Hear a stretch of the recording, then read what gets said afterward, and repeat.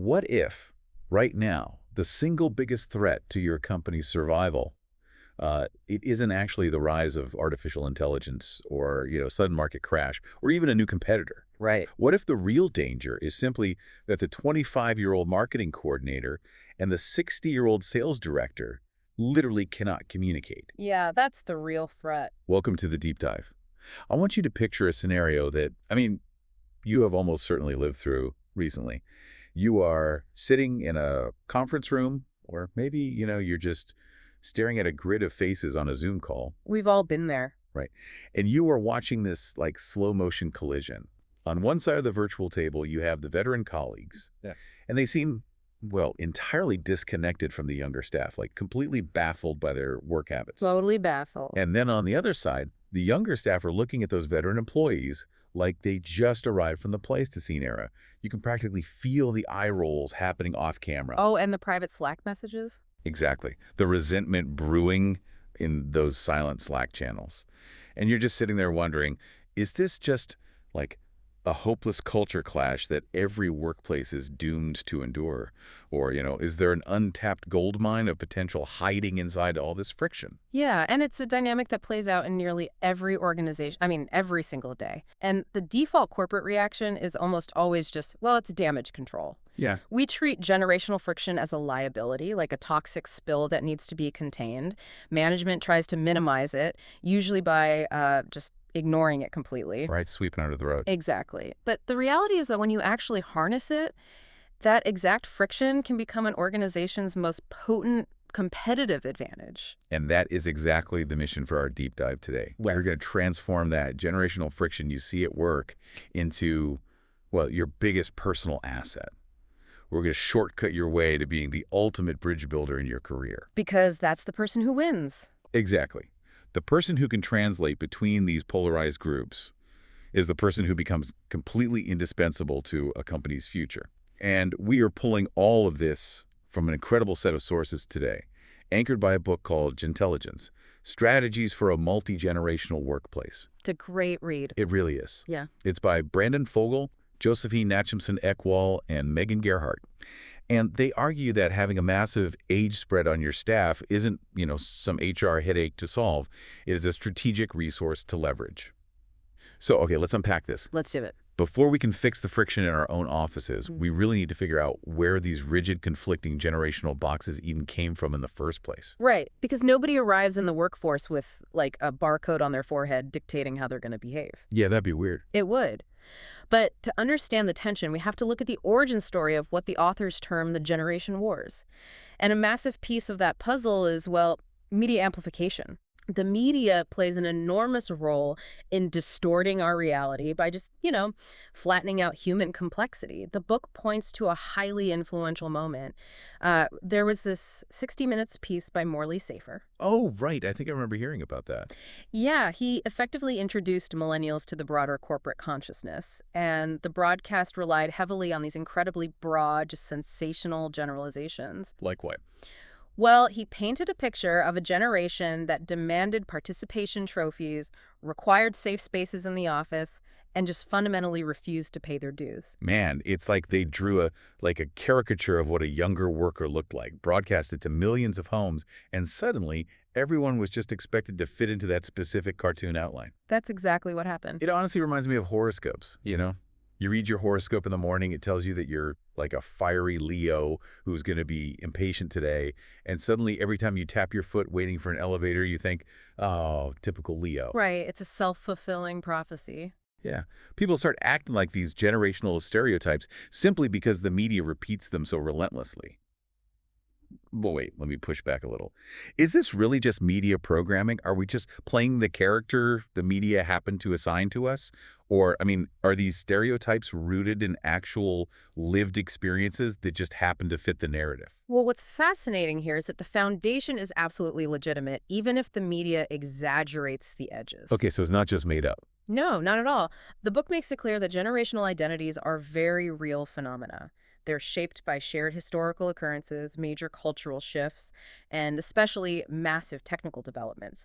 So the stereotypes are just distorted reflections of those real foundations. Okay, so it's not made up out of thin air. Walk me through the mechanics of that then. Like, why does a baby boomer inherently value face-to-face interaction so much more than, say, a millennial or Gen Z employee? It really comes down to the verifiable metrics of trust that were available during their formative professional years. Metrics of trust. Yeah. For a baby boomer or even older Gen X workers, they built their careers in an era before instant digital communication. So in that environment, physical presence, being at your desk early, staying late, looking someone in the eye during a meeting, that was the only reliable, verifiable metric of dedication and reliability. That makes sense. Right, that is how you proved your worth. But millennials and Gen Z, conversely, they grew up entirely immersed in the internet age. Yeah, digital natives. Exactly. For them, speed, access, and digital responsiveness are the metrics of reliability. So a younger worker naturally prioritizes prompt digital communication because, well, that is the environment they learn to navigate. Because for a millennial, delivering a flawless project file via Slack at like 11 p.m. on a Sunday, Yeah. that proves dedication. Whereas for a boomer, doing that without ever coming into the office all week might scan as, aloof or disconnected? That is the core of it, yeah. The logic holds up perfectly when you look at the historical conditions they actually experienced. And the authors stress that self-awareness of our own generational identity is like the mandatory first step here. Right. You cannot understand someone else's baseline until you recognize that your own way of working is not some undeniable objective truth. It is just a product of the era you happen to enter the workforce in. Man, that's powerful. So if we've all deeply internalized these identities and they're colliding out in the real world, how does this actually manifest? Because it doesn't just stay as interesting sociology, right? It turns into those very real daily obstacles that make us want to pull our hair out. Oh, absolutely. Out in the wild, the authors identify two major barriers creating this friction. You've got conflicting communication patterns and the perceived resistance to change. Okay, give me an example. Well, these are the daily flashpoints. Consider a project team made up of, say, Gen Z and Gen X employees. Gen X spent 20 years mastering a specific workflow, maybe a complex email filing system, or a particular way of running quarterly reviews. Right, they know it inside and out. Exactly. But when Gen Z comes in and immediately suggests blowing up that process in favor of a new, highly automated platform, Gen Z views Gen X's hesitation as being overly rigid or terrified of technology. Ah, I see where this is going. Meanwhile, Gen X is incredibly irritated by what they perceive as Gen Z's total lack of patience and their refusal to understand why the old system was built that way in the first place. It's like two entirely different operating systems trying to share data without an API to translate the code. Like, the hardware is fine, but the systems are fundamentally incompatible out of the box. That's a perfect analogy. But let me push back on this idea of, resistance to change. Isn't resisting change just a universal human trait as we age? Like, can we really pin that specifically on Gen X or baby boomers as a unique generational flaw? Won't Gen Z violently reject whatever, telepathic neural link technology replaces smartphones in 40 years? Oh, they absolutely will. You're right. Resistance to change is a fundamental part of the human condition. Right. But the book's crucial insight is that the context of the change is what triggers the generational friction. It's context. Yeah. When an older generation resists a new procedure or technology, it isn't usually born from a desire to just be stubborn. It is a defense of their hard-earned competence. Oh, wow. They have spent decades building expertise in a specific toolset. So when a younger employee casually suggests throwing that toolset away, the older employee subconsciously hears, your expertise is no longer valuable. Ouch. Yeah, that would sting. Exactly. Yeah. Recognizing that this resistance is a natural defense mechanism makes navigating it much easier. You stop seeing it as malice and start seeing it as a need for reassurance. That reframes everything. You aren't attacking their willingness to work. You're asking them to abandon the very framework that made them successful in the first place. Yes. So if resistance to change is actually just a defense of competence, how do we systematically disarm that defense without insulting anyone? I mean, this is where The authors introduce their solution, right? The thing they call Gentelligence. Yes, exactly. The Gentelligence framework revolves around everyday leadership, specifically leveraging two essential behaviors: Huh? empathy and flexibility. Empathy and flexibility. Okay. Now, empathy in the corporate world often gets, watered down into just being nice. But in this context, it means actively investigating the why behind a diverse viewpoint. Digging deeper. Right. It is moving from why is my older colleague doing this wrong to what historical context makes this approach logical to them. I love that. And flexibility is, I guess, the physical execution of that empathy. It's modifying your communication styles and actively offering multiple channels for collaboration. Exactly. But let's look at the actual mechanics of this in the real world, specifically for the toughest job in the corporate hierarchy, Oh, the mid-level manager. Here's where it gets really interesting. If you are in middle management, you are essentially the middle child of the corporate family. that is so true. Right. You are forced to act as this endless diplomat between the demanding older sibling, the executives, and the chaotic, energetic, younger sibling, the junior staff. The mid-level manager is entirely in the crossfire. The book explains that they have to master two distinct forms of translation: leading up and leading down. Leading up and leading down. Right. Upward leadership means taking a raw idea and tailoring the pitch to fit the priorities, the expectations, and the communication styles of the senior executives. So let's say your Gen Z team wants to use TikTok for internal company announcements. If your boomer boss values risk mitigation, long-term strategic alignment, and face-to-face updates, you don't just send them a Slack message saying, hey, let's do TikTok. It's viral. Yeah, definitely not. You schedule a sit-down meeting, and you frame the idea not as a fun disruption, but as a low-cost tool for asynchronous knowledge retention that will, help build the company's legacy. Yeah. You translate the code. That is a perfect example of upward leadership. Yeah. You preserved the core idea, but you formatted it for the receiver's operating system. Yeah. And simultaneously, that same manager is executing downward leadership. This means providing feedback suited to the work styles of junior team members. Right, the energetic younger sibling. Yeah. If you have Gen Z staff who expect rapid iteration, transparency, and immediate impact, you cannot make them wait for a formal 6-month annual review to tell them how they are doing. You adapt to a high-frequency, low-formality feedback loop. But wait, if I am that manager and I am constantly translating my upward communication to appease my boss and then completely reformatting my downward communication to motivate my staff, Yeah. don't I risk losing my own authentic leadership voice? Mm-hmm. Like, am I just becoming a corporate chameleon who mirrors whoever is in the room? It's a fair concern. But if we connect this to the bigger picture of organizational behavior, true leadership has never really been about rigid self-expression. It is about effectiveness. Effectiveness, okay. By adjusting your style, you aren't being inauthentic, you are just being highly competent. The historical corporate model dictated that younger generations simply had to assimilate entirely to the older generation's rules. Right, it was a one-way street. Exactly. Gentelligence flips that paradigm. It demands mutual adaptation. By changing your frequency to match the listener, you aren't erasing your voice. You are guaranteeing that your voice is actually heard. Changing the frequency, not the message. Oh, love. But, I mean, relying on individual diplomacy, expecting one stressed-out middle manager to constantly translate, that's a recipe for massive burnout. Oh, absolutely. It is not a sustainable business strategy. To truly eliminate the generation wars, these practices have to be scaled up.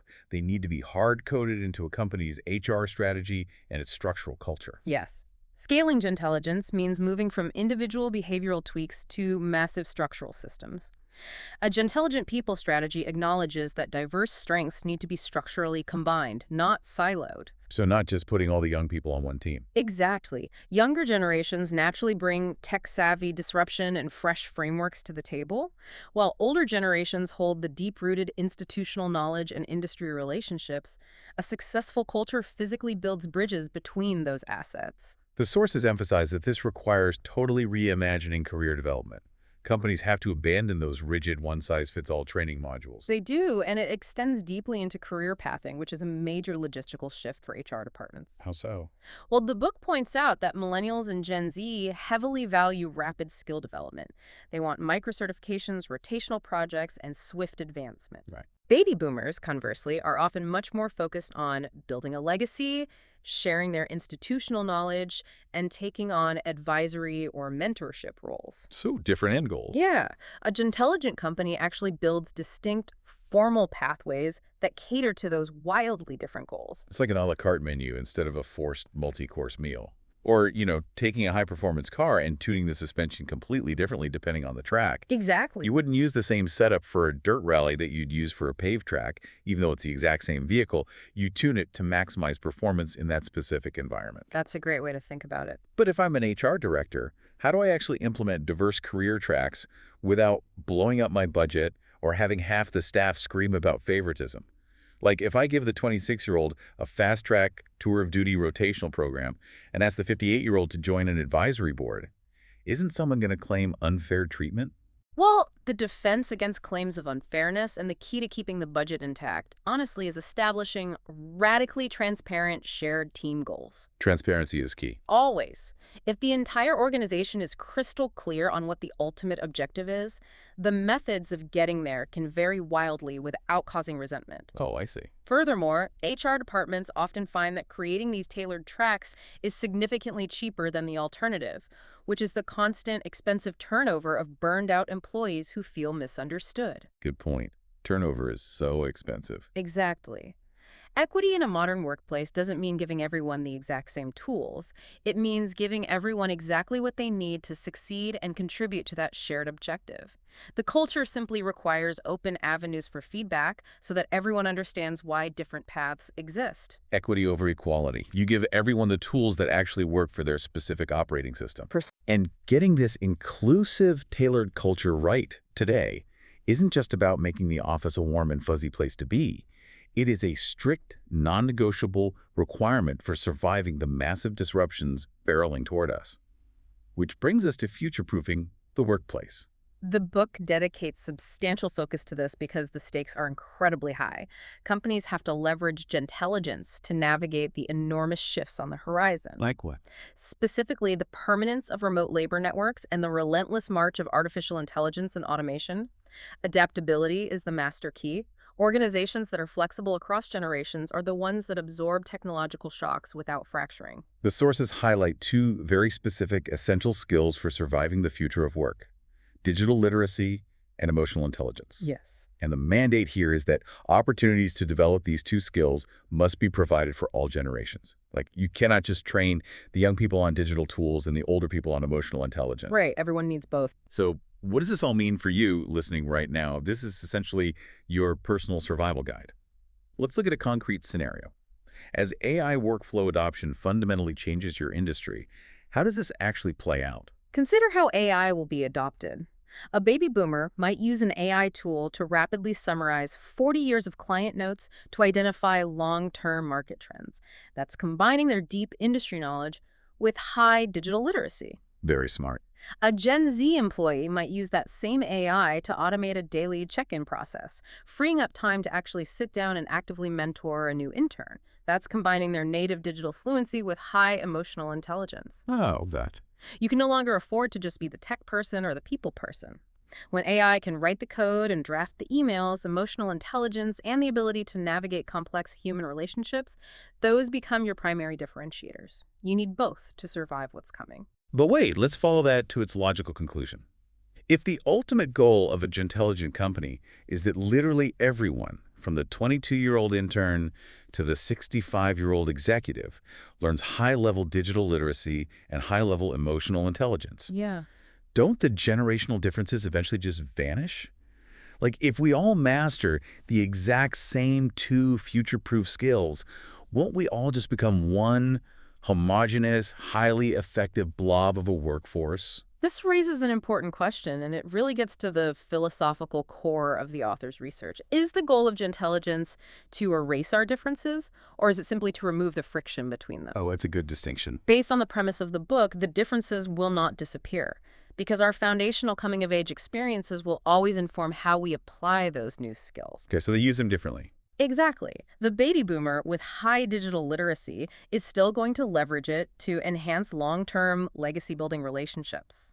The Gen Z employee with high emotional intelligence is still going to use it to advocate for rapid, empathetic shifts in work-life balance and systemic transparency. I see.